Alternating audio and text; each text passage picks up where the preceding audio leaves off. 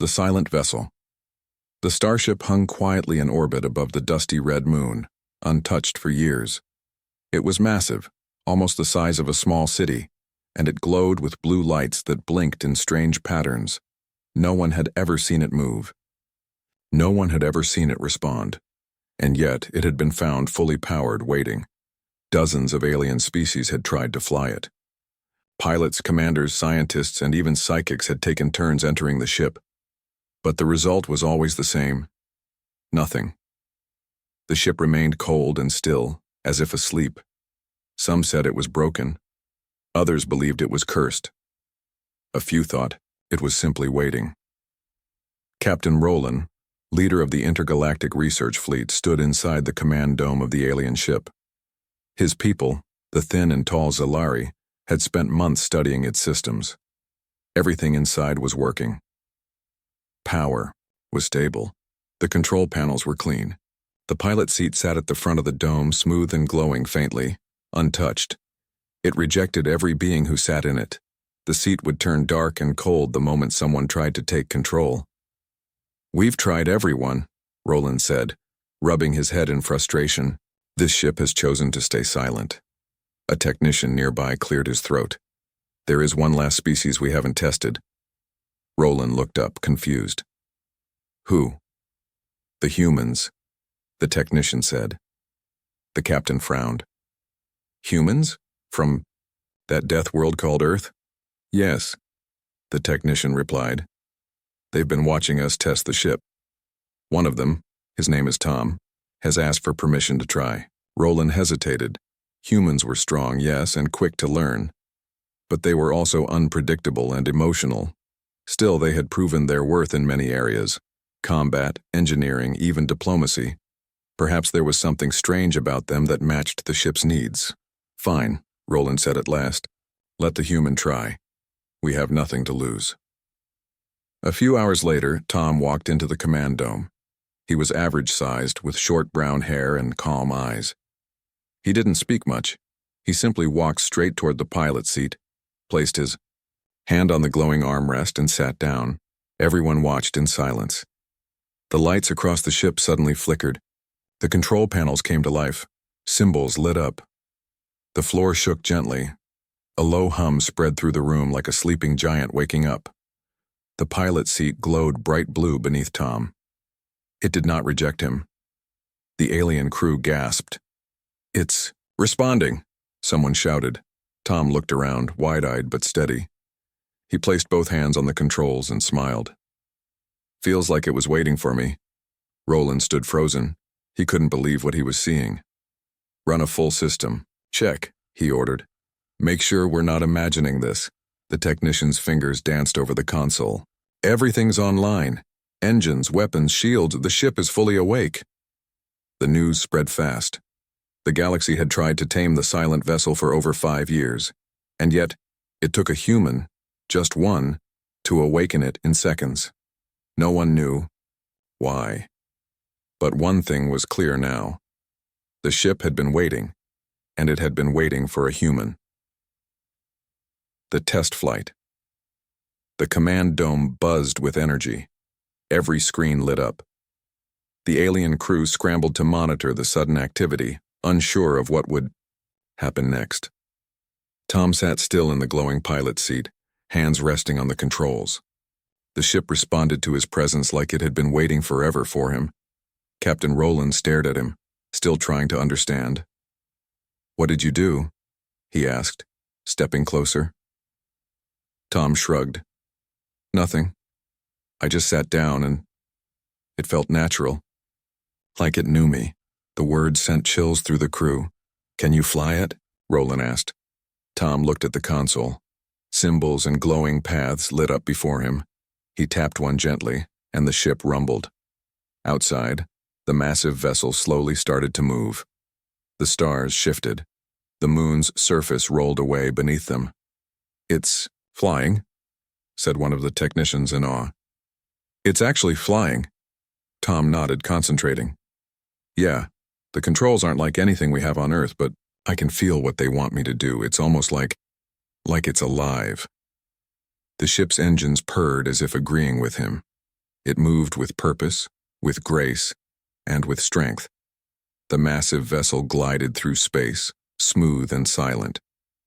Roland pressed a button on his wrist, opening a channel to the nearby fleet. "This is Captain Roland. The alien ship has activated. I repeat, it has activated, under human control." Voices filled the line, full of shock and disbelief. Tom looked over his shoulder. "Want me to try a test jump?" Roland blinked. "You can jump?" Tom smiled. "I think so." Without waiting for permission, Tom pressed a glowing symbol on the console. The stars outside twisted and space folded sharply. In a flash, the ship jumped across the system. Within seconds, it appeared near a different moon, light years away. Everyone stumbled. Some fell from their chairs. Roland gripped the console tightly. That was faster than any known jump drive. Tom looked impressed himself. "Yeah, I didn't even feel it." Suddenly, alarms lit up on one of the side consoles. A small alien vessel was approaching, weapons hot. "Unidentified ship incoming," called a technician. "It's from the Braylac Syndicate. They've been watching us." Roland narrowed his eyes. "They must have seen the activation. They're coming to steal it." Tom didn't wait for orders. He tapped the control panel again. Shields snapped up, and the hull shifted. The ship's weapons came online, twin plasma cannons glowing red. The enemy ship fired a warning shot. Tom's fingers moved fast. One bolt, the Braylac vessel exploded. Silence returned to the dome. Roland turned slowly to the human in the seat. "This ship is a weapon," Tom nodded slowly. "And it's bonded with me." No one knew what this meant. But one truth now echoed through the dome. This was no ordinary ship.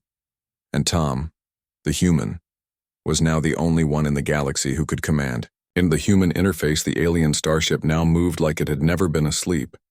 Under Tom's control, it was alive, fast, sharp, and terrifying. The fleet that had orbited it for years now kept their distance. Every species aboard their own vessels whispered one word: human. Captain Roland walked slowly across the command dome, eyes scanning every glowing panel. He stopped beside Tom, who still sat calmly in the pilot's seat. "You bonded with it," Roland said quietly. "The ship recognizes you, accepts you. Why?" Tom didn't look away from the console. "I don't know.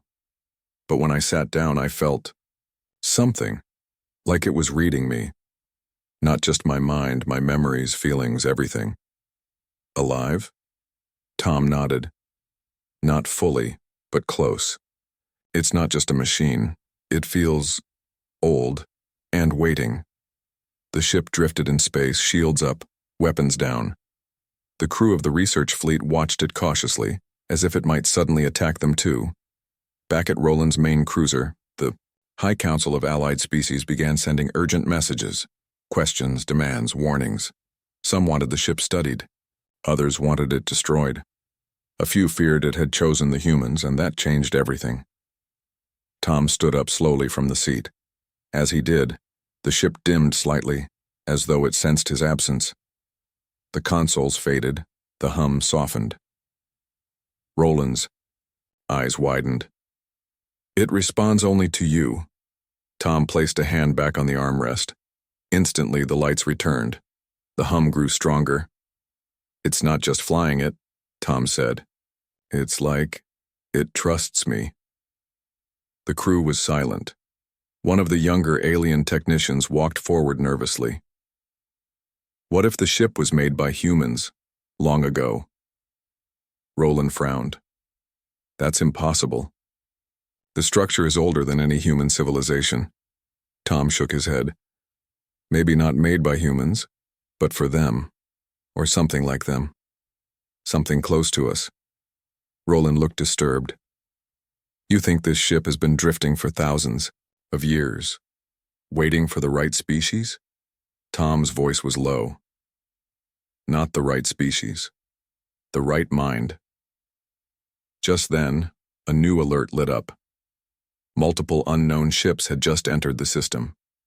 Dozens of them. "Unknown fleet inbound," a technician called out. "They're not sending ID codes. Roland stared at the screen. They're not friendly. Tom looked at the ships on the display, sleek, dark, and armed. Looks like someone. Doesn't want us to keep this ship, he said. Roland hesitated, then gave a slow nod. Can you protect us? Tom's eyes narrowed. Yes, I think this ship was built for that. He stepped back into the seat. The alien starship came fully alive. Weapons glowed. Engines roared softly. The ship turned smoothly to face the intruders. For the first time in centuries, the vessel was no longer asleep. It was awake, and with a human behind the helm, it was ready for war. First strike. The stars outside twisted as the enemy fleet arrived. 40 ships, large and heavily armed. Their hulls were black and curved, like armored insects in the void. These were not explorers. They were predators. Inside the ancient starship, Tom sat quietly, watching the tactical display light up. Each hostile ship appeared in red. The rest of the research fleet, Roland's ships, hung behind, unarmed and exposed. Captain Roland stood behind Tom, tense. We're outnumbered. They'll destroy us in minutes. Tom didn't flinch. Not if I move first. The enemy ships began to spread out, surrounding the vessel just as others had done before the ship had awakened. Tom reached forward. The ship reacted instantly, as if it shared his thoughts. Shields powered up. Plasma cannons rotated into place. And then, without warning, Tom tapped a glowing symbol on the panel. The ship vanished. 1 second, it was there. The next, it blinked across the battlefield, reappearing behind the lead attacker. In the same breath, its weapons fired. 4 blue. Bolts of plasma slicing through the enemy ship's rear. The ship exploded. Gasps filled the command dome. Tom smiled slightly. It doesn't just move, it hunts. He tapped again. Flash. The ship warped to another spot, fired again. Another enemy ship was cut in half. The rest of the hostile fleet scrambled. Their formation broke. They had never seen a vessel that could jump across space in milliseconds and fire with such precision. They're trying to retreat, shouted the technician. No, Tom said, fingers flying across the console. They fired first. The ship moved like a ghost. It spun, ducked, vanished, reappeared, and struck. Every shot found its mark. It was faster than any targeting system, more accurate than any AI. Because it wasn't just the ship, it was Tom. And the ship, bonded as one. The final enemy ship tried to flee. It turned sharply, engines flaring. Tom didn't speak. He simply pressed one final command. A long beam of white energy charged at the front of the ship, and then it fired. The beam cut through space like a blade, catching the last ship mid-flight. It vaporized in a blink, leaving nothing behind. Silence. Returned to the stars.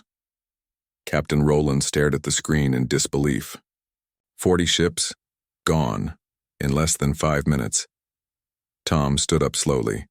The lights in the command dome faded to a calm glow. They didn't understand, Tom said. This ship doesn't fight like them. It thinks. Roland turned to him. What are you? Tom looked him in the eye. Just a pilot. But maybe the kind this galaxy needed. Back on the nearby ships, word spread fast. The ancient vessel, once dead, had become unstoppable. And at its core was a human, not just flying it, leading it. Secrets in the core. The battlefield was silent now. No wreckage remained, only faint energy trails from the destroyed enemy fleet. Inside the ancient starship, the crew moved cautiously, like priests walking through a temple that had just awakened a god. Tom stepped away from the pilot's seat. The lights dimmed, but the ship remained active, alive, like it respected him, like it was waiting for what came next. Captain Roland followed him through the central corridor. We've studied this ship for years, he said quietly, but there are still entire sections sealed shut. Do you think it will let you in? Tom stopped at a closed doorway with glowing runes. He placed his hand gently against it. The door hissed, then slid open. Inside was a dark chamber filled with light blue mist. At its center was a core, a glowing sphere suspended above a raised platform. Strange symbols floated around it like stars. Roland stepped in, stunned. We never even knew this room existed. Tom approached the core. As he moved, it pulsed, with light reacting to his presence. Words began to appear in the air, translated directly into English. Human detected. Primary command interface unlocked. Final phase. Ready. Tom swallowed hard. Final phase of what? A soft voice filled the room. Not a human voice, not a machine voice. Something in between. This vessel was designed to be controlled by instinct, emotion, and judgment. Logic alone was insufficient. Only a human mind could bridge the gap. Roland turned to Tom. Are you saying this ship was made for your kind? Tom shook his head. Not made by humans, but maybe made for humans, or something like us. Something emotional, something flawed, but willing to act. The voice continued. War? Reset the stars. Peace bred weakness, only the worthy would claim this ship. Until now, none passed. Tom blinked. Past what? The silence. The room suddenly shifted. Holograms filled the chamber, galactic maps, star charts, weapon systems, and something more chilling. The image of a second ship, even larger than the one they stood in. It was deep in space, hidden, waiting. Roland stepped back, shaken. There's another. Tom nodded slowly. And if this ship woke up, that one might too. The lights in the chamber pulsed again. A new message appeared in bold. Location of second vessel, ready to transfer. Tom touched the glowing prompt. His vision filled with coordinates. The second ship was on the far edge of the galaxy, in a region declared uninhabitable. A dead zone. Tom turned to Roland. I think this ship was only the beginning. Roland's face was pale. You think there are more like it? Tom looked at the core. It pulsed once more. This is the first sentinel. There were more, and they were waking up. The dead zone. The journey to the dead zone took 3 days. Tom remained in the pilot seat nearly the entire time. The ship moved effortlessly, jumping across systems like stepping over puddles. It ignored gravity wells, storm belts, and black hole borders. It flew like it belonged in space. The rest of the research fleet stayed behind. Only Roland and 2 other specialists were aboard with Tom now. The crew knew the risks. Whatever they were heading toward wasn't marked on any map, and that alone meant it was dangerous. As they reached the edge of the galaxy, the stars thinned. Space turned darker. Cold. Wrong. Tom glanced at the sensors. No energy readings, no light. Nothing moves out here. Roland watched nervously. We've sent probes to this region before. None came back. It's called the dead zone because even time feels different here. The ship slowed as they neared a massive dark object, like a moon, but shaped too perfectly. It floated still, surrounded by faint glimmers of old wreckage from forgotten ships. At first it looked like a shadow. Then the ship's scanners found its edges. Another vessel, bigger than the one Tom flew, twice the size, sleek and curved like a blade, covered in runes no one could read. The screen flashed. Second Sentinel, found. Status, dormant. Activation, human interface required. Roland stepped back. It's waiting for you. Tom didn't respond. He was already walking toward the docking bay. A small shuttle carried him across the silent gap between the 2 vessels. As he approached the second ship, the shuttle's lights reflected off its black surface. No stars shone behind it. No signals came from inside. But Tom could feel it, just like the first one, waiting. He stepped out onto the hull. A glowing path lit beneath his feet, leading to an entrance that opened slowly. The air inside was cold, stale, untouched for thousands of years. He walked into a chamber like the one in the first ship, but older, cracked, dim. At the center was a different seat. This one wasn't glowing. Not yet. Tom stepped forward and placed his hand on it. The room shuddered. A deep hum rumbled through the ship's bones. One by one, systems lit up, ancient power thrumming back to life. Human confirmed. Sentinel-2 is online. Warning, conflict signal detected. Tom frowned. Conflict? The screen shifted to a galactic map. Red lights appeared all over it. War signals, armies forming, fleets moving. One symbol glowed larger than the EO. Rest a new empire. Unknown. Conquering systems at alarming speed. Sentinel activation complete. Purpose. Galactic balance. Roland's voice came through the comm. Tom, what's happening? Tom's face was pale. They weren't just waiting for a pilot, he said. They were waiting for a defender. Rise of the Sentinels. The second starship, the one hidden in the dead zone, was now awake. Lights shimmered across its hull. Weapons rotated gently, scanning the void. Energy pulsed through systems that had slept for thousands of years. And at its center in the command seat sat Tom, the human who had passed the silence, the only one both ships had accepted. Inside the second ship's command dome, Tom looked at the glowing display. The red dots on the map were increasing. Enemy fleets, hostile movements. Entire systems being consumed by a spreading empire. The signals came from the outer rim. A species unknown to the galactic core. Aggressive, silent, fast. They were expanding without resistance, and they didn't know the Sentinels had awoken. Roland's voice echoed from the communication line. Tom, the first ship is still orbiting the red moon. It's waiting for your command. Tom replied, Tell it to follow us. We're not alone anymore.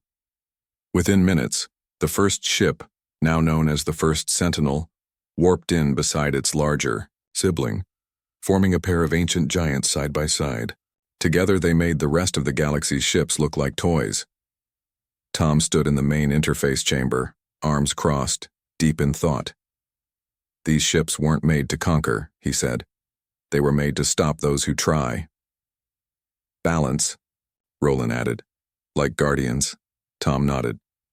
Exactly. And if I'm right, there may be more. Buried, hidden, waiting. Roland looked at him. You plan to search for them? Tom stared at the red lights spreading across the map. I don't have a choice. The message was sent across the stars. 2 ancient warships, once silent, now fully operational under human control. It shook every council, every military, every empire. Some feared it, others hoped. But the invading force from the outer rim didn't. Wait, their ships appeared in core space 2 weeks later. Thousands of them. They demanded surrender. And when their demands were ignored, they attacked. The first battle was over a planet called Delros, a peaceful world with no defenses. Civilians, scientists, farmers. The enemy fleet dropped out of hyperspace and charged. And that's when the Sentinels arrived. The first one blinked in, slicing across space like lightning. The second followed, slower, but more powerful. They didn't speak. They didn't threaten. They acted. Tom, in command, guided them like extensions of himself. Weapons fired with pinpoint accuracy. Shields absorbed enemy fire like it was dust. And when the enemy retreated, a final warning message was sent from the human-controlled ship. There will be balance. If you continue, so will we. Back on Earth, people cheered. On Delros, survivors watched as the ancient ships shielded their cities. In secret corners of the galaxy, other Sentinels began to stir. They had sensed the activation, and one by one, they whispered in the dark. Human now leads. Final line, no one could fly the starship until a human sat in the pilot seat. Now, the galaxy had a protector, and war would never be the same again.